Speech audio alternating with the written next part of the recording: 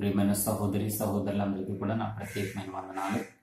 ఈ దినాన్న ఈ యొక్క వీడియో చేయడానికి గల ప్రత్యేకమైన కారణం ఏంటంటే, బైబిల్ గ్రంథంలో ఉన్న ఒక ప్రత్యేకమైన అంశాన్ని ధ్యానం చేయాలి అనే ఉద్దేశంతో మరి ఈ వీడియో చేయడం జరుగుతుంది.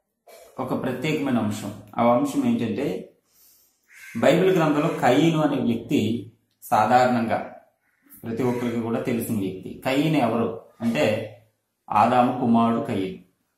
కయీను శాపగ్రస్తుడా ఆశీర్వదింపబడినవాడా అని చెప్తే ఏమాత్రం ఆలోచించకుండా ప్రతి ఒక్కరు కూడా చెప్పే సమాధానం ఏంటంటే, ఆ మాత్రం చిన్న పాయింటే కదా, ఆ మాత్రం తెలియదా అన్నట్లుగా కయీను శాపగ్రస్తుడు అని చెప్తారు.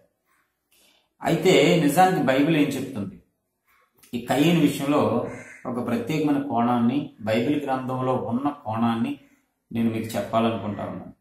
అయితే ఇందులో ఒక చిన్న మాట ఏంటంటే, ఈ అంశం విన్న చాలా మంది ఖచ్చితంగా నన్ను అపార్థం చేసుకుంటారు.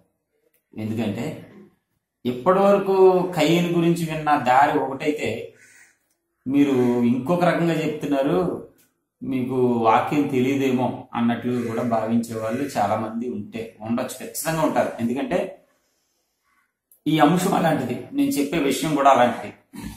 కయీను విషయంలో నేను చెప్పే పాయింట్ కూడా అలాంటిది. అయితే ఒక మాట ఏంటంటే, ఒక చిన్న రిక్వెస్ట్ ఏంటంటే, ఇప్పటిదాకా మేము ఇలా ఉన్నాం కదా అనే పదాన్ని పక్కన పెట్టి, మీరు ఎలా ఎందుకు చెప్తున్నారు అనే దాన్ని కూడా పక్కన పెట్టి, బైబిల్ ఏం చెప్తుంది అనేది నాతో పాటు వచనాలు ఆధారంగా కొంచెం పరిశీలన చేయడానికి ప్రయత్నం చేయండి. అప్పుడు దేవుడు కయీను గురించి చెప్పిన విషయాలు ఏంటనేది మనకు బాగా అర్థమవుతాయి. ఇక్కడ కయీను విషయంలో నేను ఈ అంశానికి ఒక పేరు పెట్టదలుచుకున్నాను. ఏంటో పేరంటే, కయీను శాపగ్రస్తుడా క్షమించబడినవాడా. కయీను శాపగ్రస్తుడా క్షమించబడినవాడా. నేను ఇందాక చెప్పినట్లుగానే, నేను ముందుగా చెప్పినట్లుగానే ఒక్క మాటలో చెప్తారు అందరూ కూడా, కయీను శాపగ్రస్తుడు, శపించబడినవాడు కదా కయీను అని చెప్తారు. అయితే దేవుని వాక్యం ఏం చెప్తుంది? కయీను అవ్వ ఆదాములకు మొదటి కుమారుడైన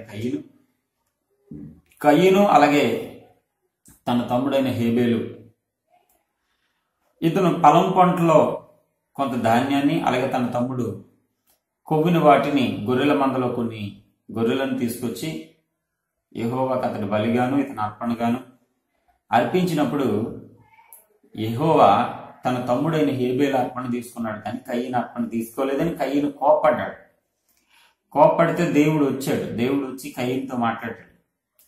అయితే కయీను విషయంలో కయీను యొక్క మనస్తత్వం నిజంగా అక్కడ ఆ క్షణంలో దేవుడు వచ్చి మాట్లాడుతుంటే దేవుని మనసును అర్థం చేసుకోలేని బలహీనుడై, అంటే హేబేలు అర్పణే తీసుకున్నాడు కేవలం కయీని, కానీ హేబేలు అంటే నా తమ్ముడు అర్పణే తీసుకున్నాడు కేవలం, కానీ దేవుడు నాతో మాట్లాడడానికే వచ్చాడు అని సంతోషించక, దేవుడు ఏ విషయం అయితే ప్రవచనార్థంగా చెప్పాడో, నువ్వు కోప్పడుతున్నావు, ఆ కోపం వలన పాపం కొంచెం ఉంటుంది, అంటే నువ్వు పాపం చేయబోతున్నావు అనే విషయాన్ని ముందుగానే దేవుడు అతనికి తెలిపినప్పటికీ కూడా దాన్ని గ్రహించక తన కోపాన్ని మనసులో ఉంచుకుని వెళ్ళి తన తమ్ముడైన హేబేలుని చంపుతాడు.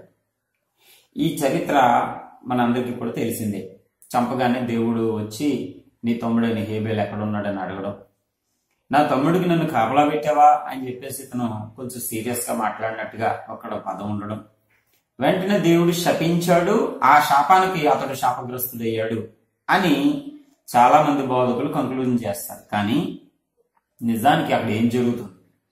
ఇతను తమ తమ్ముడైన హేబేలుని చంపిన తర్వాత దేవుడు వచ్చి కయీనుతో మాట్లాడుతుంటే, కయీనుకి దేవుడికి మధ్య జరిగిన సంభాషణ ఎలా సాగింది అనే విషయాన్ని మనం చాలా జాగ్రత్తగా ఆలోచించేయాలి.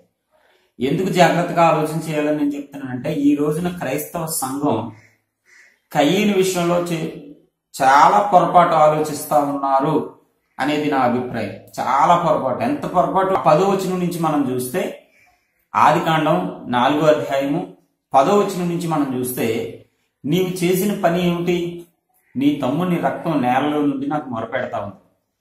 నువ్వు నీ తమ్ముని రక్తాన్ని ఏ నేలలో అయితే మొరపెట్టేటట్లు చేసావో, ఆ యొక్క నేల నువ్వు పంటను పండిస్తావు గాని ఆ నేల నీకు ఫలాన్ని ఇవ్వదు, దాని భూమి ఇక నీకు సారాన్ని ఇవ్వదు, భూమి మీద దేశ దిమ్మరువై తిరుగుచుందువు అని దేవుడు తన కోపాన్ని అతని మీద ప్రదర్శిస్తూ ఉంటుంటే, అంటే దేవుడు మాట్లాడడం మొదలు పెట్టాడు, అంటే శాపగ్రస్తమైన మాటలు మాట్లాడడం మొదలు పెట్టాడు. ఇంక నీ తమ్ముని రక్తం వలన నేల తలిచింది కనుక ఆ నేల నీకు సారవంతంగా, భూమి సారవంతమైన పంటను నీకు ఇవ్వదు, కాబట్టి నీకు ఫలాలు ఉండవు అని చెప్తూ, నీవు భూమి మీద దేశ దిమ్మరవై ఉంటావు అని చెప్తూ అలా కంటిన్యూ అవుతున్నప్పుడు ఇక్కడ ఒక అద్భుతమైన విషయం కనబడుతుంది. వెంటనే దేవుడు అలా మాట్లాడుతున్నప్పుడు వెంటనే అందుకు కయీను ఏమంటున్నాడట, 13వ వచనంలో చూస్తే అందుకు కయీను, అంటే దేవుడు ఇలా మాట్లాడుతుంటే అందుకు కయీను,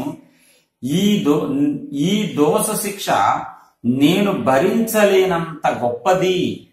కయీను మాట్లాడుతున్నాడు, ఈ దోష శిక్ష నేను భరించలేనంత గొప్పది అంటాడు. అలాగే నేడు ఈ ప్రదేశము నుండి నన్ను వెళ్ళగొట్టితివి, నీ సన్నిధికి రాకుండా వెలివేయబడి దిగులు పడుచు భూమి మీద దేశ దిమ్మరనై ఉండును, కావున నన్ను కనుగొని వాడెవడో నన్ను చంపునని అతను మాట్లాడాడట. దేవుని బిడ్డలారా, యెహోవాతో అన్నాడట. ఇప్పుడు ఇక్కడ చూడండి, దేవుడు చాలా జాగ్రత్తగా ఆలోచన చేయాలి, అపార్థం చేసుకోవద్దు, చాలా జాగ్రత్తగా ఆలోచించాలి. దేవుడు అతను చేసిన పనిని శపించబోయాడు. ఒక 2 మాటలు అనేశాడు, భూమి నీకు సారవంతంగా ఉండదు, భూమి నీకు ఫలం ఇవ్వదు, రెండవది భూమి మీద దేశ దిమ్మరవై ఉంటావు, ఈ 2 మాటలు అనేశాడు. వెంటనే కయీను అందుకు కయీను, ఈ దోష శిక్ష నేను భరించలేనంత గొప్పది, ఈ దోష శిక్ష నేను భరించలేనంత గొప్పది. ఇప్పుడు చూడండి, కయీను మనస్తత్వం, అంతకు ముందు దేవుడు వచ్చినప్పుడు దేవునికి ఎటువంటి రిప్లై గాని, ఎటువంటి పశ్చాత్తాపం గాని, లేకపోతే దేవుడా నా తప్పు అయిపోయింది, నేను నీ అర్పణ తీసుకోలేదని నేను కోపడ్డ మాట నిజమే అని చెప్పేసి దేవుడికి ఎటువంటి రిప్లై ఇవ్వడం కానీ జరగదు. అక్కడ అతడు కోపంతోనే ఉన్నట్లు, కోపంతోనే సమాధానం చెప్పినట్లు మనకి ఆ ముందు వచనాలు తెలుస్తాయి. కానీ ఇక్కడ ఈ 10వ వచనం నుంచి ఈ తమ్ముడిని చంపిన తర్వాత దేవుడు వచ్చి అతన్ని శపిస్తుంటే, ఆ శాపగ్రస్తమైన మాటలకి ఇతను ఏమన్నాడంటే, ఈ దోష శిక్ష నేను భరించలేనంత గొప్పది, కావున నేను ఈ ప్రదేశం నుంచి నేను వెళ్ళగొడుతున్నాను, ఇప్పుడు ఈ ప్రదేశం నుంచి నన్ను వెళ్ళగొట్టి దేశ దిమ్మరనే తిరుగుతున్నాను, నన్ను కనుగొని వాడెవడో నన్ను చంపేస్తాడు. అంటే అతను బాధపడతా ఉన్నాడు, పశ్చాత్తాపం పొందుతూ ఉన్నాడు. ఒక మాటలో చెప్పాలంటే, నన్ను కనుగొని వాడు నన్ను చంపేస్తాడు, నన్ను చూసిన వాడు ఇప్పుడు నన్ను ఖచ్చితంగా చంపేస్తాడు, ఎందుకంటే నీ చేత శపించబడిన వాడిని ఇంక భూమి మీద నేను ఎలా బ్రతకగలను, కాబట్టి భూమి మీద దేశ దిమ్మరనే ఉంటాను, నన్ను ఎవడైనా కనుగొంటే, ఇంక ఇతనే కయీను, ఇతనే తన తమ్ముడిని చంపింది, ఆయన ఎవడైనా కనుగొంటే వాడు వెంటనే నన్ను చంపేస్తాడు, ఈ భూమి మీద బ్రతికే అవకాశం కూడా ఇంక నాకు, నీ చేత శపించబడ్డానంటే ఇంక భూమి మీద బ్రతికే అవకాశం కూడా నాకు ఇంక లేనేలేదు అన్నట్లుగా, మీరు వేసిన ఈ దోష శిక్ష నేను భరించలేనంత గొప్పది, నేను భరించేటటువంటిది కాదు, ఇది భరించలేనంత గొప్పది. ఒక్క మాటలో చెప్పాలంటే, కయీను పశ్చాత్తాపడుతూ దేవుని సన్నిధిలో ఏడుస్తున్నాడని అర్థం ఇక్కడ. కయీను పశ్చాత్తాపడుతూ దేవుని బ్రతిమలాడుకుంటున్నాడని అర్థం ఇక్కడ. నేను భరించలేను దేవుడా అని చెప్పేసి వేడుకుంటున్నాడని అర్థం ఇక్కడ. నన్ను చంపేస్తారు అని వేడుకుంటున్నాడని అర్థం. నాకు చావు వచ్చేసింది, ఇంక నీ చేత శపించబడ్డానంటే ఇంక నాకు బ్రతికే అవకాశం లేదు అని ఎంతో వేదన పడుతున్నాడని అర్థం ఇక్కడ. అలాంటి పదాలు మాట్లాడుతుంటే దేవుడు ఎంత గొప్పవాడు. నిజానికి ఒక మాట చెప్పమంటారా, కయీను ఏమైతే మనకి ఎందుకంటే, కయీను శాపగ్రస్తుడని ఒప్పుకుంటూ వచ్చిన తప్పు ఏమొచ్చిందంటే అని చెప్పేసి ఒకవేళ ఎవరైనా అనుకోవచ్చు. కయీను శాపగ్రస్తుడైతే దేవుని ప్రేమ, అక్కడ దేవుడు ఎంత ప్రేమ, ఒక పాపి పట్ల కూడా దేవుడు ఎంత ప్రేమ చూపించాడో దాన్ని మనం మరుగుపరిచినట్లే లెక్క.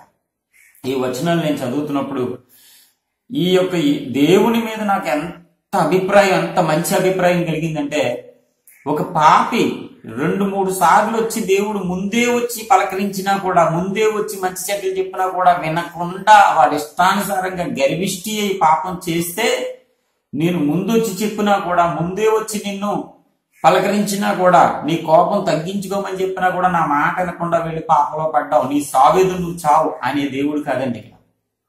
ఎంత తప్పు చేసిన వాడు, దేవుడి మీదే తిరుగుబాటు చేసిన వాడు, నన్నేమన్నా నువ్వు కాపలా పెట్టావా అని చెప్పేసి దేవుడిని తృణీకరించిన వాడి మీద ఒక్క చిన్న పశ్చాత్తాపాన్ని దేవుడి ముందు ప్రకటిస్తే దేవుడు ఎంత అభయం ఇస్తున్నాడో ఒకసారి చూడండి.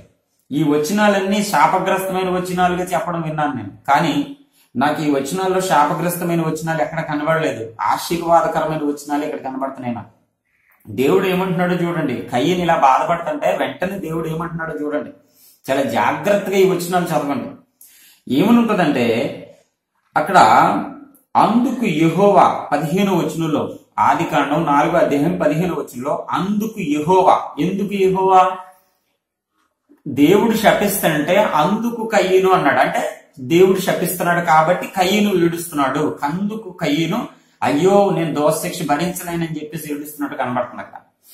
ఇక్కడ ఈ కయ్యను చెప్పుతున్న మాటకి అందుకు యెహోవా అంటున్నాడు. అంటే కయ్యను బాధపడుతున్నాడు గనక, కయ్యను పశ్చాత్తాపడుతున్నాడు గనక, కయ్యను నేను బతకలేను, ఇంకా నా పని అయిపోయింది, ఇంక నువ్వు శపించావంటే ఇంక నాకు భూమి మీద నాకు చోటు లేనట్టే అని వేదన పడుతున్నాడు కనుక అందుకు యెహోవా అని రాశాడు చూడండి. అందుకు యెహోవా ఏమంటాడు?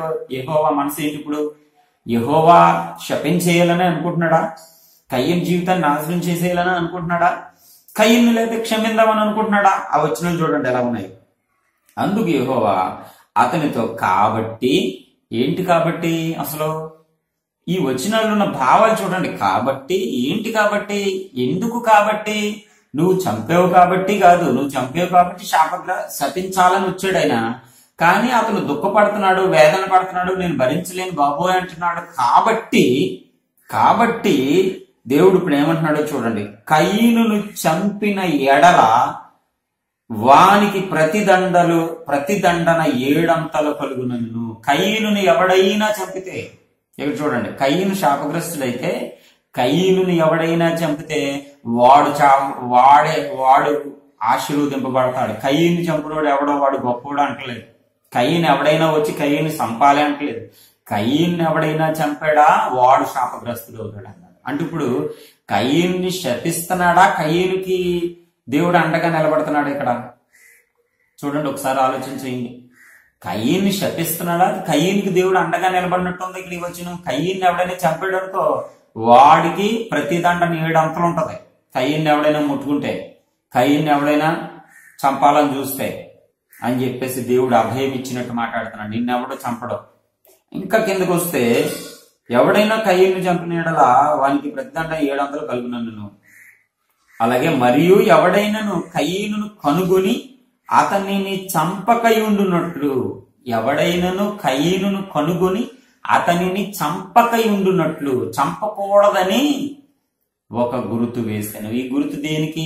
నేను చిన్నప్పటి నుంచి కూడా వాక్యం వింటా ఉన్నప్పుడు చాలా మంది చెప్పే విషయం ఏంటంటే, కయ్యను శాపగ్రస్తమైన గుర్తు పొందాడు, అతనికి దేవుడు శాపగ్రస్తమైన గుర్తు వేశాడు. ఈ గుర్తు ఎందుకు వేశాడంటే దేవుడు అసలు ఇక్కడ ఎవడో చంపకుండా ఉండడానికి గుర్తు వేసాడంట. అంటే ఈ గుర్తు చూసినోడు, ఈ గుర్తు ఒకవేళ ఇతనికి శరీరం మీద ఎక్కడ వేసాడో, ఏ టైపులో గుర్తు వేసాడో మనకైతే ఇక్కడ ఇన్ఫర్మేషన్ లేదు. కానీ ఈ గుర్తు చూసిన వెంటనే బాబోయ్ కయ్యను జోలికి వెళ్ళకూడదు, కయ్యన్ని చంపకూడదు. అంటే దేవుని అభయం, దేవుని యొక్క కృప, దేవుని యొక్క సన్నిధి అతని శరీరం మీదే ఉందా? ఇంకా అతను చూసినోడు ఎవడు చంపడంట. ఎవడు కయ్యను చంపకయుండునట్లునుందా, చంపునట్లునుందా? చంపకయుండునట్లు, ఖచ్చితంగా చంపకూడదని ఎవడు చంపకయుండునట్లు యెహోవా అతనికి గుర్తు వేసెను. గుర్తు మరి వేసాడంట. అంటే ఆ గుర్తు ఏం చెప్తుందంటే యెహోవా అతనికి తోడుగా ఉన్నాడు. మీరెవరో యెహోవా అతనికి తోడుగా ఉన్నాడు కాబట్టి ఇతన్ని ఎవడో ముట్టుకోవడానికి, ఇతన్ని ఎవడో చంపడానికి. అంటే ఇక్కడ ఏమర్థమవుతుందండి? హేబేలుని చంపినందుకు దేవుడు వేసిన శాపం ఏంటి ఇతనికి అసలు? ముందు 14వ వచనంలో దేవుని బిడ్డలారా, ముందు 12వ వచనంలో కొంచెం ముందుకు వస్తే అక్కడ ఉంది, 12వ వచనంలో ఉంది ఏమనంటే, నీవు నేలను సేతిపరిచినప్పుడు అది నీకు ఫలం ఇవ్వదు, అలాగే భూమి మీద దేశదిమ్మరవై ఉంటావు.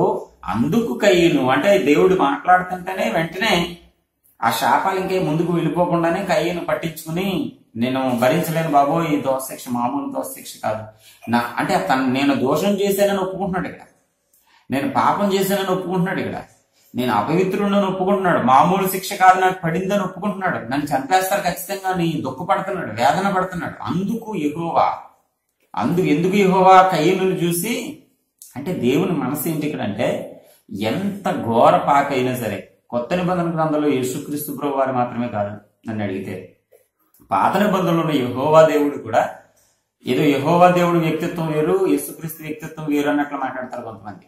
వీళ్ళ వ్యక్తిత్వాలు వేరు కాదండి. ఎవడైనా సరే తప్పు చేసినా సరే పాపం చేసినా సరే, వాళ్ళు ఒకవేళ పశ్చాత్తాపడితే వారిని దేవుడు ఎంతగానో కరుణించే దేవుడు. దేవుడు మొదటి నుంచి కోరుకున్నది ఏంటి? భూమి పుట్టిన దగ్గర నుంచి కూడా కోరుకున్నది ఏంటంటే, అందుకే దావీదు తన కీర్తనలో 51 కీర్తనలో రాశాడు, బలి అర్పణలో కోరుకోవడం కాదు, విరిగి నలిగిన మనస్సే నీకు ఇష్టమైన బలి అంటాడు. అంటే ఒక మనిషిలో నుంచి దేవుడికి కావాల్సింది, ప్రతి ఒక్కడో పాపం చేస్తాడు. ఈ మధ్య కాలంలో ఒక ఆయన నన్ను ఒక ప్రశ్న అడిగాడు. ఎవడో అడ్డమైనోడు ఎవడో రాశాడంట బుక్ లో. ఆ ప్రశ్న ఏంటంటే, మరి దేవుడు పాత నిబంధన గ్రంథంలో యెహోవా దేవుడు పాపం చేస్తే చాలు తప్పు రాళ్ళిచ్చి కుట్టి చంపించేవాడు కదా, పాపం చేసి తప్పు చేసి దొరికితే చాలు రాళ్ళిచ్చి కుట్టి చంపేవాడు కదా, మరి దావీదు కూడా పాపం చేశాడు, మరి అతన్ని ఎందుకు రాళ్ళిచ్చి కుట్టి చంపలేదు అని ప్రశ్నించాడట. ఎవడో బుక్ లో రాశాడట. అది నన్ను ఒక అతను అడిగాడు, మరి దావీదుని ఎందుకు కుట్టి చంపలేదండి? మరి న్యాయం అంటే అందరికీ ఒకటే న్యాయం కదా, అందరినీ రాళ్ళిచ్చి కుట్టి చంపే ధర్మశాస్త్రం వాళ్ళకి ఉన్నప్పుడు, మోషే ధర్మశాస్త్రం ప్రకారంగా తప్పు చేసినప్పుడు, వ్యభిచారం చేసినప్పుడు రాళ్ళిచ్చి కుట్టి చంపాలనే రూల్ ఉన్నప్పుడు, మరి దావీదుని ఎందుకు కుట్టి చంపలేదంటే, దావీదుని ఎందుకు కుట్టి చంపలేదు అంటే 2 కారణాలు. అక్కడ ఆ రాళ్ళిచ్చి కొట్టి చంపే కట్టడ మనుషులకు ఇచ్చాడు దేవుడు. అక్కడ అంటే అక్కడ ఉన్న యాజకులు లేకపోతే పెద్దలు ప్రధానులు దాన్ని నిర్వర్తించాలి. వాళ్ళే చేసి, దేవుడు వచ్చేమో రాళ్ళిచ్చి కొట్టేవాడు కాదు. దేవుడు రాసిన ధర్మశాస్త్రం ప్రకారంగా ఎవరైనా తప్పు చేస్తే అక్కడ ఉన్న పెద్దలు పిలిపించి తీర్పు తీర్చి ఇతను తప్పు చేసేటట్టు రూఢి అయితే వాళ్ళందరూ కలిసి రాళ్ళిచ్చి కొట్టి చంపేవారు. ఇప్పుడు దావీదును కొట్టి చంపవలసింది దేవుడా అక్కడ ఉన్న పెద్దలా? అక్కడ ఉన్న పెద్దలే కొట్టి చంపాలి, వాళ్ళు తీర్పు తీర్చాలి. ఒకవేళ రాజుని భయపడ్డారో లేకపోతే రాజు జోలికి వెళ్ళడం మనకెందుకని వెనకాడారో సంథింగ్ పక్కన పెడితే, దేవుడేం కొట్టమని చెప్పలేదే, కొట్టొద్దని చెప్పలేదే. దావీదు గొప్పోడు కాబట్టి, దావీదు రాజు కాబట్టి దావీదుని మీరేం కొట్టకండి అని ఎవరికి చెప్పలేదే. అక్కడికి దావీదుని గద్దించడానికి తన ప్రవక్తను కూడా పంపించి దావీదుని గద్దించాడు. మనుషులు వదిలిపెట్టినా కూడా దేవుడు వదిలిపెట్టలేదు. ఈ శాపం నీ ఇంట్లో నుంచి బయటికి పోదు అన్నాడు. ఒకవేళ దేవుడే చంపేయచ్చు కదా, దేవుడు ఎందుకు చంపడం ఖచ్చితంగా అంటే, దేవుడు ఎందుకు ఆ శిక్ష వీళ్ళు అమలు చేయలేదు, దేవుడే అమలు చేయొచ్చు కదా ఆ శిక్ష. దేవుడు అమలు చేయడు. ఎందుకంటే దేవునికి ఖచ్చితంగా దావీదు పశ్చాత్తాపం అడ్డు.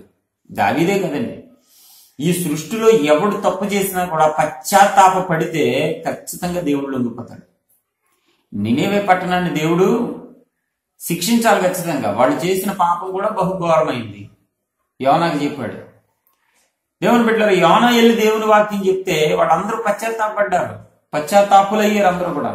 దేవుడు వెంటనే విడిచిపెట్టేశాడు. అంటే పాపానికి శిక్ష ప్రకటించిన ఏ దేవుడైతే ఉన్నాడో పాపానికి శిక్ష ఇది అని ప్రకటించిన, అంటే దేవుడి ఉద్దేశం ఏంటి? శిక్ష వేయడమే తన ఉద్దేశం కాదు. ఆ శిక్ష నాకు పడతాది అనే ఉద్దేశం తెలిసి, ఇప్పుడు కయ్యను చూడండి, అయ్యి బాబోయ్ నువ్వు వేసే దోష శిక్ష నేను భరించలేను, వెంటనే పశ్చాత్తాపం మొదలైంది. దేవుడి శిక్షను ఎందుకు రాశాడు తన ధర్మశాస్త్రం అంటే అందరినీ చంపేయలేని కాదు. ఆ శిక్షను విన్నవాడు, ఆ పాపి అయిన వాడు, ఇప్పుడు నన్ను కొట్టి చంపేస్తారు, నేను చచ్చిపోతాను, పశ్చాత్తాపం వాడిలో వచ్చి వాడు మారు మనసు పొందుతాడని, మార్పు చెందుతాడని, అంటే దేవుని దగ్గర వాడు మార్పు పొందుతాడని, పశ్చాత్తాపం ప్రకటిస్తాడని దేవుడు ఈ శిక్షలు అనేవి దేవుడు పెట్టాడు తప్ప దేవుడు అందరినీ చంపాలనే ఉద్దేశం, పాత నిబంధన గ్రంథంలో ఉన్న యెహోవా కూడా అందరినీ చంపేయాలనే ఉద్దేశం కలిగిన వాడు కానే కాదు. ఖచ్చితంగా దావీదుని ఎందుకు చంపలేదు, దేవుడు కూడా ఎందుకు చంపలేదు అంటే, దావీదు విపరీతమైన పశ్చాత్తాపాన్ని పొందాడు. నేను పాపం చేశాను, నేను దోషం చేశాను, నీ ఆత్మను నాలోంచి తీసేయి, నీ సన్నిధిలో నుంచి నన్ను త్రోసేయకు. ఇంత పశ్చాత్తాపం దావీదు పొందుతుంటే, దావీదు అతని పశ్చాత్తాపాన్ని దేవుడు చూసి క్షమించాడు తప్ప అతని యొక్క పాపాన్ని దేవుడు ఏమి సమర్థించలేదు. అయితే ఇక్కడ నేను చెప్పబోయేది ఏంటంటే, కయీను శాపగ్రస్తుడని, కయీను మోసగాడని, కయీనుని బట్టి కయీను సంతానం కూడా కొంతమంది చెప్తున్నారు. చాలా విచిత్రమైన వివరణలు ఇస్తా ఉన్నారు, వాక్యాధారాలు లేకుండా కూడా వివరణలు ఇస్తా ఉన్నారు. కయీను వంశం అంట, కయీనుని బట్టి కయీను వంశం కూడా శాపగ్రస్తమైందంట. అందుకని కయీను వంశం ఏమో నరుల కుమార్తెలు, షేతేమో ఆశీర్వదింపబడిన వాడంట, షేతు దేవుని కుమారులు అంట. షేతు వంశం ఎవడు చెప్పాడు అసలని? ఇది ఎంత తప్పు అంటే నిజంగా ఒక మాటలో చెప్పాలంటే బైబిల్లో అక్షర జ్ఞానం లేనివాడు ఇలాంటివి మాట్లాడాలి. ఎందుకంటే నేను వాక్యాధారంగా మాట్లాడుతున్నాను. కయీను సంతానం శాపగ్రస్తమైందా? కయీను సంతానం శాపగ్రస్తమైంది కాదని నేను నిరూపిస్తాను బైబిల్ నుంచి. అలాగని ఇప్పుడు నోవహు జలప్రళయం వచ్చినప్పుడు కయీను సంతానాన్ని ఒక్కదాన్నే నాశనం చేశాడా? షేతు సంతానాన్ని దేవుడు నాశనం చేయలేదా? షేతు సంతానంలో ఒక్క నోవహు కుటుంబాన్ని తప్ప, అంటే ఎవరిని చూసి నోవహు కుటుంబాన్ని ఆపాడు? షేతుని చూసా? లేదా షేతు సంతానం ఇది, షేతు సంతానం కాబట్టి నోవహుని ఆపాలని ఆపాడా? కానే కాదు. నోవహు కుటుంబం, నోవహు వ్యక్తిగతమైన జీవితం నీతిమంతమైనది గనక, నోవహు వ్యక్తిగతంగా నీతిమంతుడు గనక నోవహు కుటుంబాన్ని దేవుడు ఆప్ చేశాడు తప్ప, నోవహు కుటుంబాన్ని దేవుడు కాపాడాడు తప్ప, నోవహు షేతు సంతానం కాబట్టి అని దేవుడు ఏమి నోవహుని కాపాడలేదండి. షేతు సంతానం నాశనమైంది, కయీను సంతానం కూడా నాశనమైంది. మరి షేతు సంతానం లేదా అంతకుముందు? జలప్రళయం వచ్చినప్పుడు ఒక్క నోవహు కుటుంబం ఒక్కటే రక్షింపబడినప్పుడు ఇక్కడ కయీను సంతానము, షేతు సంతానం కూడా విపరీతంగా వర్ధిల్లింది ఆ కాలంలో. వేల కొలిదిగా పిల్లలను కన్నారు వాళ్ళు. వేల కొలిదిగా ఇటు కయీను సంతానం వేల కొలిదిగా పిల్లలు కంటున్నారు, ఇటు షేతు సంతానం వేల కొలిదిగా పిల్లలు కంటా ఉంటుంటే ఒక్క నోవహు కుటుంబం ఒకటే. అంటే దేవుడు ఒకవేళ కయీను సంతానమేమో నరుల కుమార్తెలు, షేతు సంతానమేమో దేవుని కుమారులు అని విభజిస్తే గనక ఈ నరుల కుమార్తెలు నరుల కుమారులు కయీను సంతానాన్ని చంపేసి షేతు సంతానాన్ని ఆప్ చేయొచ్చు కదా, షేతు సంతానాన్ని కాపాడొచ్చు కదా, వాళ్ళని తప్పించచ్చు కదా. తప్పించలే. ఎందుకంటే భూమి మీద వాళ్ళిద్దరూ కలిసే పాపం చేస్తున్నారు. వీళ్లలో శాపగ్రస్తమైన పనులు ఉన్నాయి, వాళ్లలో కూడా తప్పుడు పనులు ఉన్నాయి. కాబట్టి మనుషులందరూ ఒక నరుల కుమార్తెలని, ఒకడు దేవుని కుమారులని, మనుషుల్లో భేదాభిప్రాయాలు పెట్టేవాడు దేవుడు కాదు. మనుషులంతా ఒకటే. ఇప్పుడు వాళ్ళ వేరు వీళ్ళ వేరు అన్నామంటే ఇప్పుడు కొంతమంది కులాల పేరుతో మనుషుల్ని ఎడగొడుతున్నారు. దాన్ని మనం సమర్థించినట్టు అవుతుంది. కాబట్టి దేవుడు ఎప్పుడు ఏ కాలంలో కూడా మనుషుల్ని మీరు ఒక జాతి మీరు ఒక జాతి అని విడదీయలేదు. దేవుడు ఎప్పుడు కూడా దేవుడు అందరినీ సమానంగానే చూశాడు. దేవుడు అందరినీ సమానంగానే ప్రేమించాడు. దేవుడు ఈ భూమి మీద ఉన్న ప్రతి మానవుడిని కూడా హెచ్చించాడు, ఆశీర్వదించాడు, ప్రతి దేశాన్ని కూడా అభివృద్ధి చేశాడు. దేవుడు గొప్పతనం అది. అదే దేవుడు ఇప్పుడు వీళ్ళకి వచ్చిన భయంకరమైన రోగం ఏంటంటే కయీనును బట్టి కయీను సంతానం శపించబడిందా? కయీను సంతానం శపించబడలేదు. కయీనికే దేవుడు అభయం ఇచ్చాడు. అక్కడ నిన్నెవ్వడో చంపడో, ఒకవేళ నిన్నెవడని చంపాడంటే వాడికి వస్తాయి 7 అంతల శాపాలు అన్నాడు. అంటే అది శాపంలా ఉందా లేకపోతే దేవుడు అభయం ఇచ్చినట్టు ఉందండి? ఒకసారి ఆలోచన చేయండి. ఆ 2 వచనాలు 3 వచనాలు మీరు ఖచ్చితంగా ఆ 10వ వచనం నుంచి 15వ వచనం వరకు 4వ అధ్యాయం ఆదికాండంలో ఉన్న ఆ 10వ వచనం నుంచి ఆ 15వ వచనం వరకు మళ్ళీ చదవండి ఒకసారి. అక్కడ దేవుడు కయీనుని అసలు శపించలేదండి. కయీనుని శపించబోయాడు. దేవుడు కయీనుని శపించబోయాడు. వెంటనే కయీను ఏడవడం మొదలు పెట్టాడు, పశ్చాత్తాపంతో రోధించడం మొదలు పెట్టాడు. అక్కడ వచనాలు అర్థమైపోతున్నాయి, అతను చాలా బాధపడతా ఉన్నాడని. అందుకు యెహోవా అంటే అతని యొక్క కన్నీటిని చూసి, అతని పశ్చాత్తాపం చూసి దేవుడు తన యొక్క శాపాన్ని మార్చేసుకున్నట్లు కనబడుతుంది. అక్కడ శాపాన్ని దేవుని బిడ్డలారా వెనక్కి తీసుకుంటున్నట్లు కనబడుతుంది స్పష్టంగా. అబ్బాయి నిన్నెవడు చంపడు, నిన్నెవడని చంపాడంటే కనుక వాడికి వస్తాయి 7 అంతల శిక్ష. నిన్నెవడో, నువ్వు భయపడకు, నిన్నెవ్వడు చంపకుండా నీకు ఒక ముద్ర వేస్తాం, ఓకే అన్నట్లు ఒక ముద్రేసి, ఆ ముద్ర ఎందుకు? చంపేయడానికి కాదు, చంపకుండున్నట్లు అని రాసి ఉంది స్పష్టంగా. అక్కడ ఎవ్వడో నిన్ను ముట్టుకోకుండా నేను ఒక ముద్ర వేస్తాను. ఒకవేళ కయీను శాపగ్రస్తుడైతే, కయీను వంశం శాపగ్రస్తమైందైతే, ఈ భూమి మీద ఇప్పుడు మనం చేసుకుంటున్న ఈ వృత్తి పనులు భూమి మీదకి ఎప్పుడు దిగొచ్చినాయో తెలుసండి? ఎవరి వంశంలో దిగొచ్చినాయో తెలుసండి?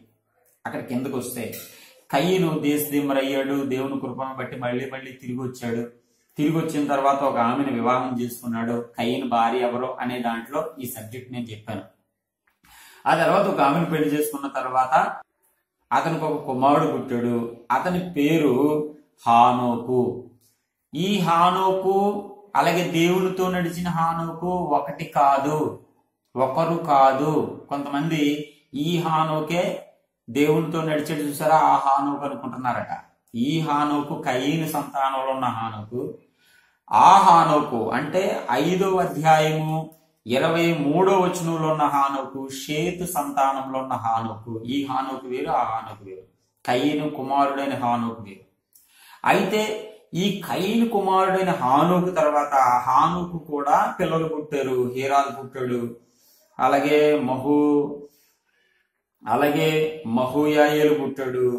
ఆ తర్వాత మతూషాయేలు పుట్టాడు. లేమేకు పుట్టాడు. లేమేకు 2 భార్యలు చేసుకున్నాడు. అలాగే ఆ లేమేకుకి దేవుని బిడ్డలారా యాబాలు అనే కుమారుడు పుట్టాడు. ఈ యాబాలు పశువుల కాపరి, పశువులను కాచుకునేవాడు. పశువులు కాచుకునే వాళ్ళందరికీ మూల పురుషుడు. గుడారాలు వేసుకునేవాడు. ఈ గుడారాలు వేసుకునే వాళ్ళందరికీ మూల పురుషుడు. గుడారాలు వేసుకునే వాళ్ళందరికీ మూల పురుషుడు. మూల పురుషుడు అంటే అర్థం ఏంటి? మొట్టమొదట ప్రారంభించినాడు ఆ పని. ఇవాళ పశువులు కాస్తున్నారు, ఆవులు గేదెలు పాలు తీస్తున్నారు.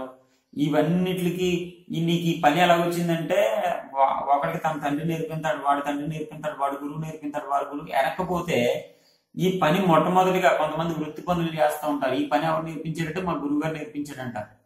ఆ గురువు గారికి ఒక్కో గురువు గారు ఉంటాడు, ఆ గురువు గారికి ఇంకో గురువు గారు ఉంటాడు, ఆ గురువు గారికి ఇంకో గురువు ఉంటాడు. ఇలా మొదటికి పోతే ఖచ్చితంగా ఏ సంతానంలోకి వెళ్ళవలసి వస్తుంది అంటే కయీను సంతానంలోకి వెళ్ళవలసి వస్తుంది. ఈ కయీను సంతానంలో ఉన్న వాళ్లే మొట్టమొదటిగా పశువులు గాయడం, గుడారాలు వేయడం మొదలు పెట్టారంట. అంటే అప్పటిదాకా చిన్న గుడారం వేసుకునే అలవాటు కూడా ఈ భూమి మీద ఉన్న మనుషులకు లేదన్నమాట. ఏ చెట్ల కిందో ఏ రాళ్ల మధ్యలోనో ఏ కొండ గుహల్లోనో జీవించేసేవారు.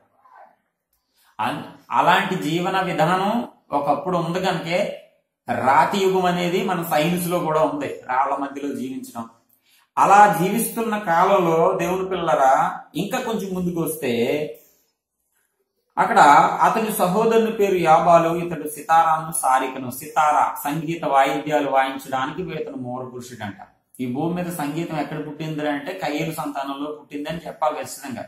కయీను సంతానంలో ఉన్నవాడే మొట్టమొదటిగా సితారా తయారు చేశాడు, సానికను ఉపయోగించాడు. సరిగమ పదనిసలు అతనే వాయించి ఉంటాడు ఒకవేళ ఖచ్చితంగా మొట్టమొదటిగా. తర్వాత ఇంకా కొంచెం ముందుకు వస్తే అతని సహోదరుని పేరు యాబాలు. ఇతని సితార్ను సాలుకు వాడు చేయవారు అతనికి మోర్పించుడు. మరియు సిల్లా తుబల్కాయిను కన్ను. అతడు పదును గల రాగి పనిముట్లన్నిటినీ ఇనప పనిముట్లన్నిటినీ చేయవాడు. ఈ వచనాలన్నీ 4వ అధ్యాయంలోనే 18వ వచనం నుంచి కూడా మనకి స్పష్టంగా కనిపిస్తాయి. 18 నుంచి 23 వచనం వరకు కూడా మనకు స్పష్టంగా కనిపిస్తాయి ఈ వచనాలు. అయితే ఇక్కడ రాగి పనిముట్లు, ఇనప పనిముట్లు, ఈ రోజు రాగి పనిముట్లు, ఇనప పనిముట్లు లేకుండా ఎవడో ఏ పని చేయలేడు. దేవుని బిడ్డలారా రకరకాల పనులు అంటే చేతి పని చేసుకునే వారి చేతి పని వృత్తి పనులన్నీ కూడా ప్రారంభమయ్యింది ఏ సంతానంలో అంటే ఈ కయీను సంతానంలో నుండి. ఖచ్చితంగా కయీను సంతానంలో ఇవన్నీ ఒక్కొక్క పని వస్తున్నాయి చూడండి. వీళ్ళందరికీ మూల పురుషుడు అంట అతను. అంటే ఈ పనులన్నిటికీ మూల పురుషుడు అంటే వాడెక్కడ నేర్చుకున్నాడు? అంటే వాడి గురువు లేడు. మరి వాడికి ఎలా వచ్చింది గురువు లేకుండా? అంటే దేవుడు ఆ వ్యక్తికి జ్ఞానం ఇచ్చాడు. ఆ పని అలా చేయాలనే విజ్ఞానం వాళ్ళు పుట్టించాడు. వాడు ఒక గురువు దగ్గరికి వెళ్ళి నేర్చుకోక లేకుండా ఇనప పనిముట్లు చేస్తున్నాడు, రాగి పనిముట్లు చేస్తున్నాడు. పశువుల్ని ఎలా మేపాలి, పశువుల్ని ఎలా కాయాలి, పాలు ఎలా తీయాలి, గుడారం ఎలా వేయాలి, సితార ఎలా వాయించాలి, ఇవన్నీ టోటల్ ఒక్కొక్కటి వీళ్ళకి ఎలా వస్తుంది? వీళ్ళకి గురువులే లేరుగా. వీళ్ళకి గురువు ఎవరంటే దేవుడే. వీళ్ళకి ఆ జ్ఞానం ఇచ్చింది ఎవరంటే దేవుడే. ఇప్పుడు చెప్పండి, కయీను సంతానాన్ని దేవుడు శాపగ్రస్తమైన సంతానంగా చేశాడ? కయీను సంతానాన్ని దేవుడు శపించి ఉంటే ఈ వృత్తి పనులన్నీ కయీను సంతానంలో ఎందుకు పెడతాడు చెప్పండి? ఈ వృత్తి పనులన్నిటినీ కయీను సంతానానికి ఎందుకు ఇస్తాడు చెప్పండి? కయీనుకి అసలు సంతానం ఎక్కడి నుంచి వస్తుంది చెప్పండి? శాపగ్రస్తమైన వాడైతే కయీన్ని ఎందుకు సంతానం కలిగేటట్లు దేవుడు ఎందుకు దీవిస్తాడు అతను శాపగ్రస్తుడైతే? ఒక్క మాటలో చెప్పాలంటే కయీను శాపగ్రస్తుడు కాదు, క్షమించబడినవాడు. ఖచ్చితంగా చెప్పాలంటే అతని పశ్చాత్తాపం అతని ఘోర పాపం నుంచి విడుదల చేసింది అక్కడ.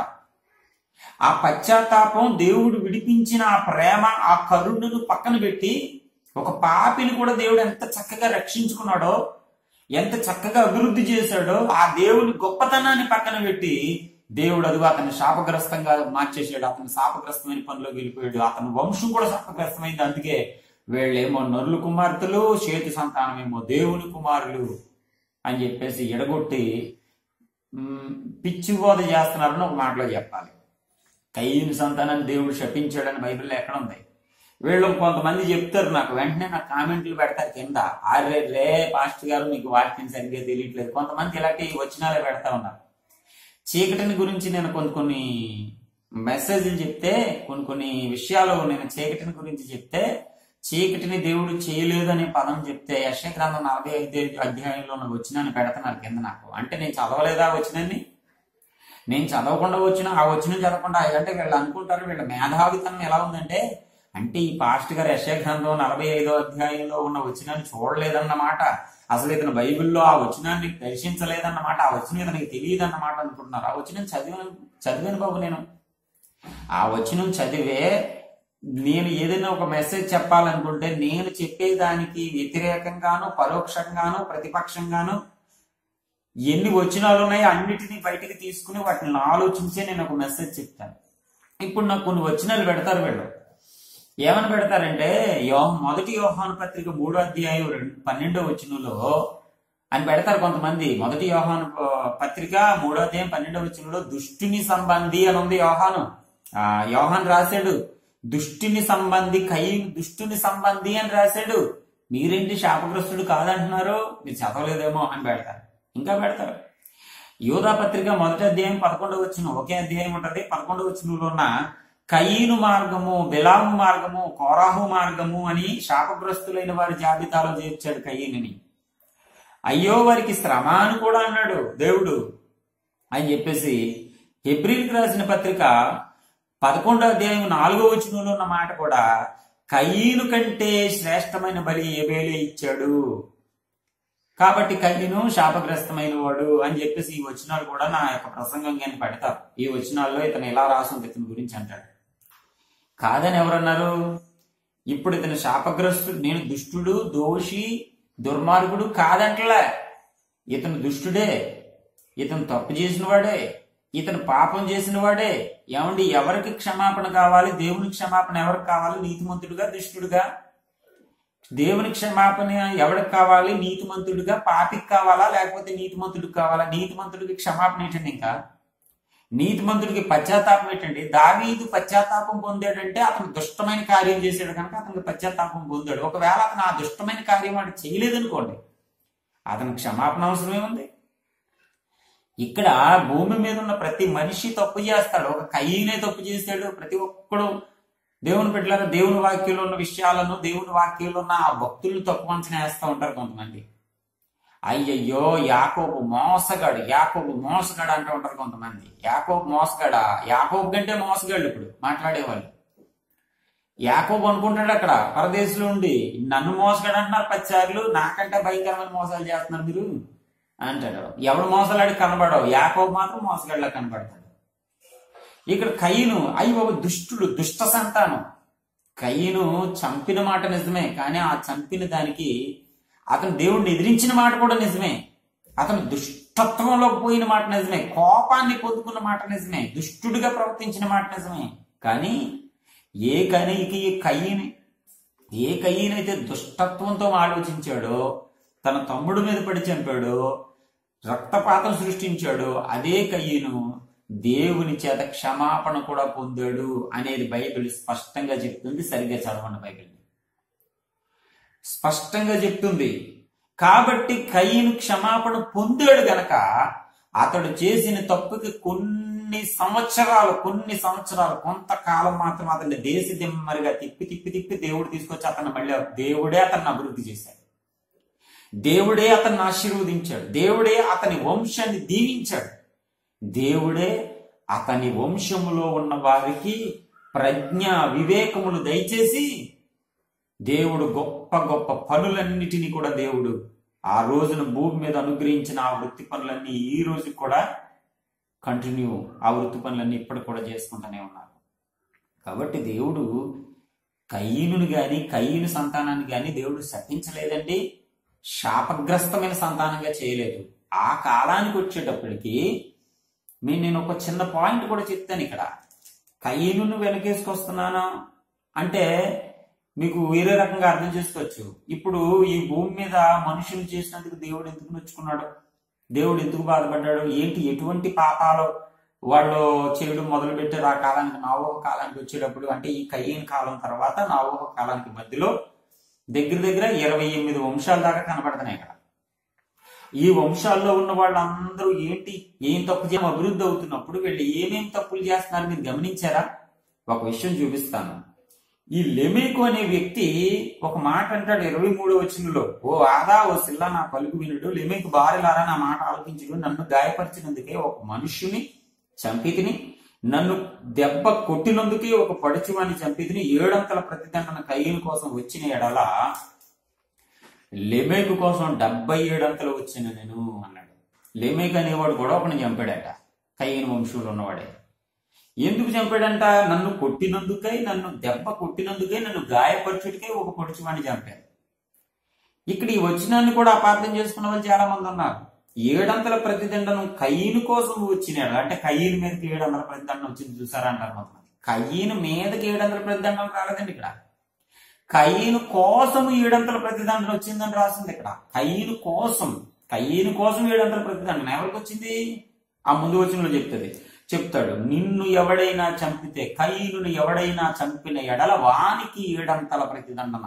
అంటే కయీను నిమిత్తము ఎవరికి వచ్చింది? కయీనుకి రాలే, కయీను చంపినోడికి వస్తుందట 7 ప్రతిదండన. అందుకే కయీను కోసం 7 ప్రతిదండన వచ్చిన ఎడల, అంటే ఒక్క మాటలో చెప్పాలంటే ఈ ఎదరికెళ్ళే కొద్ది ఈ వంశం ఎలాంటి మానవత్వం, ఎలాంటి మనస్తత్వం కలిగి ఉన్నారు అంటే, కయీను మా పితరుడైన కయీను ఒకరిని చంపాడు, కానీ దేవుడు అతన్ని క్షమించి కయీనుని ఎవడైనా చంపితే 7 ప్రతిదండన వస్తుంది అన్నాడు. కాబట్టి కయీను కోసం 7 ప్రతిదండన వస్తే, కయీను ఎవడైనా ముట్టుకుంటే 7 ప్రతిదండన వస్తే, ఇదిగో ఇప్పుడు లేమేకిని ఎవడైనా ముట్టుకుంటే ఆడికి 77 ప్రతిదండన వస్తుంది అని గర్వంగా మాట్లాడినట్టు చూడండి వచ్చిన. కయీను కోసం 7 ప్రతిదండన వస్తే లెమేకు కోసం 77 వస్తుంది. లెమేకు కోసం అంటే ఈ చెప్పే మాటలో ఉన్న అర్థం ఏంటంటే, కయీను ఎవడన్నా ముట్టుకుంటే 7 వస్తే, ఇదిగో నేను ఏ తప్పు చేయలే, నన్ను కొట్టినందుకే ఆయన చంపాను, నన్ను గాయపరిచినందుకే ఆయన చంపాను, కాబట్టి నన్ను ఎవడన్నా ముట్టుకున్నాడంటే 77 వస్తుంది. అంటే ఇప్పుడు కయీను చంపినందుకు పశ్చాత్తాపడ్డాడు, కానీ ఇతను ఏం చేస్తున్నాడంటే అతనికి 7 వచ్చింది, అతని ద్వారా 7 ప్రతిదండన వచ్చింది, ఎవడైనా అతను ముట్టుకుంటే నా జోలికి ఎవడైనా వచ్చాడంటే అడిగి 77. అంటే ఇటు గర్విష్ఠగా మాట్లాడుతున్నాడు ఇంకా. అంటే చంపడం తప్పు కాదన్నట్టు మాట్లాడుతున్నాడు, నేను చంపాను తప్పేం కాదన్నట్టు మాట్లాడుతున్నాడు. కయీను పశ్చాత్తాపంతో దేవుని కృపను పొందుకున్నాడు, కానీ కయీను వంశంలోని ఈ లెమేకు నన్ను ఎవడైనా ముట్టుకున్నాడంటే ఈ 77 వస్తుంది, అంటే చంపడం తప్పేం కాదన్నట్లుగా ఫీల్ అవుతున్నాడు ఇక్కడ. అంటే ఆ కాలంలో ఉన్న వంశంలో ఉన్న వారందరికీ కూడా ఎటువంటి గర్వం వచ్చిందంటే, నేను ఎవరిని చంపినా పర్లేదు, నేను ఎవరిని పుట్టినా పర్లేదు, మేము ఒకరికొకరు చంపేసుకున్నా పర్లేదు అని చెప్పేసి భూమి మీద బలాత్కారం, భూమి మీద పరిస్థితులు మరి దుర్మార్గంగా మారిపోయినాయి అన్నమాట. అంటే ఒకరినొకటి చంపుకోవడమేనన్నమాట. ఇంకా రాగి పనిముట్లు, ఇనప పనిముట్లు తయారు చేసుకుని ఒకరినొకడు పొడుచుకుని చంపుకోవడమేనమాట. అలా చంపుకుంటుంటే దేవుడు అప్పుడు 6వ అధ్యాయంలోకి వచ్చేటప్పటికి ఈ భూమి మీద నరులను చేసినందుకు అతను పశ్చాత్తాపడ్డాడు. అంటే ఒక్క కయీను సంతానమే ఆ తప్పులు చేస్తున్నారని కాదు, భూమి మీద నరులను చేసినందుకు. షేతు నరుడే, కయీను నరుడే. భూమి మీద కయీను సంతానాన్ని చేసినందుకు అంటలేదు ఇక్కడ, భూమి మీద నరులను చేసినందుకు. నరులు చెడుతనము గొప్పది. నరులు అంటే ఇటు షేతు నరుడే, అటు కయీను కూడా నరుడే. నరులు చెడుతనం, వాళ్ళ చెడుతనం అంటే ఒకరిని బట్టి ఒకడు నేర్చుకున్నాడు. కానీ అందులో ఏ నరహత్యలు, ఏ తప్పులు లేకుండా దేవుని యందు భయం కలిగి బతికేవాడు ఒకే ఒక కుటుంబం ఆ కాలానికి. ఆ కుటుంబం పేరు ఏంటంటే నావోహు కుటుంబం. కాబట్టి నావోహు కుటుంబం ఒక్కడే దేవుడు తప్పించి ఇటు షేతు సంతానాన్ని, అటు కయీను సంతానాన్ని కూడా సమూల నాశనం చేశాడు. ఇందులో ఒకడు ఎక్కువ, ఒకడు తక్కువ అని కూడా దేవుడు తారతమ్యం చూపించలేదండి. కానీ ఇప్పుడు వాక్యం చెప్పేవాళ్ళు దేవుడు చూపించని తారతమ్యాన్ని, దేవుడు చూపించని ఒకళ్ళ మీద ఎక్కువ, ఒకళ్ళ మీద తక్కువ, దేవుడు చూపించని ఆ స్వార్థాన్ని ఇప్పుడు వీళ్ళు చూపించినారు వాక్యం చెప్పేవాళ్ళు. కయీను సంతానం ఏమో దుష్ట సంతానం అండి, షేతు సంతానం ఏమో దేవుడి సంతానం అండి. కయీను పుట్టినప్పుడు దేవుడు నాకు కుమారుని ఇచ్చాడని అన్నది వాళ్ళమ్మ హవ్వ. అలాగే షేతు పుట్టినందుకు కూడా హేబేలు ప్రతిగా దేవుడు మనకు కుమారుడిని ఇచ్చాడని కూడా అన్నది. అయితే ఇక్కడ ఈ కయీను ఎందుకు దుష్టుడుగా కనబడుతున్నాడు జనాలకంటే, మరి తమ్ముడు చంపాడు కదండి. తమ్ముడు చంపాడు, దేవుడు వచ్చాడు, దేవుడు అతను మాట్లాడుకున్నారు, ఆ తాళ్ళల్లో రాజీ పడిపోయారు. దేవుడు అతన్ని ఆశీర్వదింతానని కూడా అభయం ఇచ్చేసాడు. దేవుడు అతని శాపాన్ని కూడా తొలగించి, నిన్నెవడో చంపడం, నీకు నేను అభయంగా ఉన్నాను, నిన్నెవడో చంపాడంటే ఆడికి 7 అంతలు వస్తాయి అని కూడా దేవుడు అభయం ఇచ్చి, అతన్నే కాదు అతని సంతానాన్ని కూడా వర్ధిల్లజేశాడు. అతన్నే కాదు అతని సంతానంలో ఉన్న వాళ్ళందరికీ జ్ఞానం, వివేకం ఇచ్చి వృత్తి పనులన్నిటినీ నేర్పించాడు దేవుడు. ఎంతలా దేవుడు అభివృద్ధి చేస్తే కయీను శాపగ్రస్తుడు, కయీను సంతానం శాపగ్రస్తమైంది అని చెప్పేవాళ్ళకి వాక్య జ్ఞానం తెలుసా?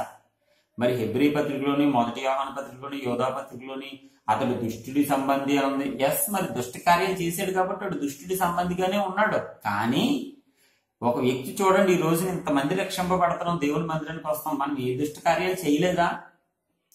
దుష్టునితో కలిసి మనం నడవలేదా? ఇది వరకు దుష్టునితో కలిసి దుష్ట కార్యాల్లో మనం లేమా? విగ్రహారాధనలో మనం లేమా? రక్షింపబడక ముందు విగ్రహారాధనలో లేమా? తప్పుడు కార్యాలు చేయలేదా?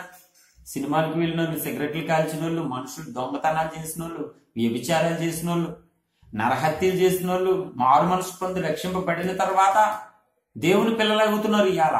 మరి అంతకు ముందు దుష్ట పనులు, దుష్టుడితో కలిసి చేసిన పనులు కాదా? కయీను గురించి యోహాను పత్రికలో గాని, హెబ్రీ పత్రికలో గాని, లేకపోతే యోధా పత్రికలో గాని చెప్పిన మాటలు దేనికి సంబంధించినవంటే, ఇతడు పశ్చాత్తాపం పొందక ముందు అతను ఎలాంటి దుష్టత్వాన్ని కలిగి ఉన్నాడో అలా నడవద్దు, అతను గర్విష్ఠుగా ఉండొద్దు, దేవుడు మాట్లాడుతున్నా కూడా లక్ష్య చేయలేని వాడుగా ఉండొద్దు అని చెప్పి వాళ్ళు ఆ మార్గాన్ని నడవకండి అని చెప్తున్నారు. కానీ ఈ విషయాలు అర్థం చేసుకోకుండా కయీను వంశాన్ని కూడా అపార్థం చేసుకున్నారు. అంటే కయీను వంశాన్ని అపార్థం చేసుకుంటే తప్పేం లేదు. అక్కడ దేవుని ప్రేమ మరుగున పడిపోయింది. దేవుడు వాళ్ళను కూడా ఎంత చక్కగా క్షమించి ఆశీర్వదించాడో ఆ ప్రేమ మరుగున పడిపోయింది. అది నేను చెప్పేది ఈ రోజున.